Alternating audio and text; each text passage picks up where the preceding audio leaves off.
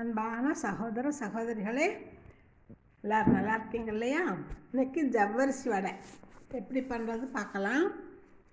ஜவ்வரிசி வடைக்கு தேவையான பொருள் வந்து ஜவ்வரிசி 100 கிராம், அரிசி மாவு 75 கிராம் போதும், புளிச்ச மோர் 1/2 கப்பு, காரப்பொடி 2 டீஸ்பூன், உப்பு தேவைக்கேற்ப, எண்ணெய் பொரிக்கிறதுக்கு, அவ்வளோதான்.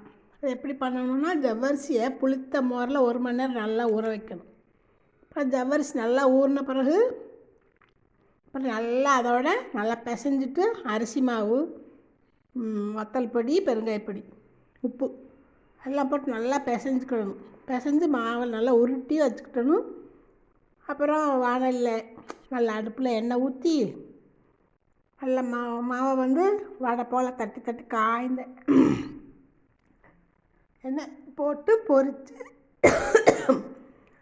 எடுத்த வடைகளை நல்லா சுவைமிக்க ருசியாக இருக்கும். இந்த வடை ஜவ்வரிசி வடை போட்டு பாருங்கள்.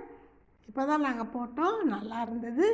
சரி, நல்லா பண்ணி பாருங்கள். பார்க்குறவங்க கேட்குறவங்களுக்கெல்லாம் நல்வாழ்த்துக்கள். அடுத்த பதிவில் சந்திக்கலாம். Thank you, good bye.